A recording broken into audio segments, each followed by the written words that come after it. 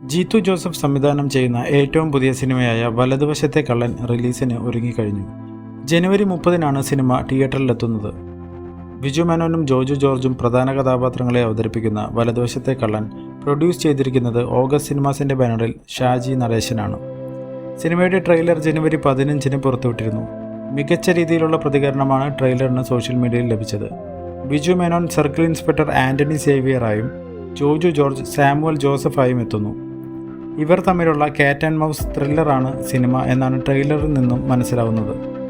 ബിജു മേനോൻ്റെയും ജോജു ജോർജിൻ്റെയും 2026-ലെ ആദ്യ റിലീസായിരിക്കും ഈ സിനിമ.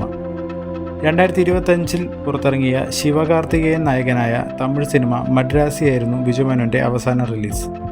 2025-ൽ തന്നെ പുറത്തിറങ്ങിയ നാരായണിയുടെ 3 ആൺമക്കൾ ആയിരുന്നു ജോജു ജോർജിൻ്റെ അവസാന റിലീസ്. ജിത്തു ജോസഫിൻ്റെ സംവിധാനത്തിൽ ഏറ്റവും അവസാനം പുറത്തിറങ്ങിയ സിനിമ ആസിഫ് അലിയും അപർണ ബാലമുരുടെയും പ്രധാന കഥാപാത്രങ്ങളെ അവതരിപ്പിച്ച മിറാഷ് ആയിരുന്നു. എന്നാൽ സിനിമ വലിയ വിജയമായിരുന്നില്ല. വലതുവശത്തെ കള്ളൻ ഒരു ക്രൈം ഡ്രാമ ത്രില്ലറായാണ് ഒരുക്കിയിരിക്കുന്നത് എന്നാണ് റിപ്പോർട്ടുകൾ പുറത്തുവന്നത്. എന്നാൽ ഒരു ഇൻ്റർവ്യൂവിൽ ജിത്തു ജോസഫ് തന്നെ സിനിമ ഒരു ക്രൈം ഡ്രാമ മാത്രമാണെന്ന് പറയുകയുണ്ടായി. ജിത്തു ജോസഫ് തിരക്കഥ എഴുതി സംവിധാനം ചെയ്യുന്ന എല്ലാവരും കാത്തിരിക്കുന്ന ദൃശ്യം 3 ഷൂട്ടിംഗ് പൂർത്തീകരിച്ച് 2026 ഏപ്രിൽ 2-ന് തിയേറ്ററുകളിലെത്താനിരിക്കെ അദ്ദേഹത്തിൻ്റേതല്ലാത്ത സ്ക്രിപ്റ്റിൽ അദ്ദേഹം ഡയറക്റ്റ് ചെയ്യുന്ന സിനിമയാണിത്. ഡിനു തോമസ് ഈലാൻ ആണ് ഈ സിനിമയുടെ തിരക്കഥ എഴുതിയിരിക്കുന്നത്.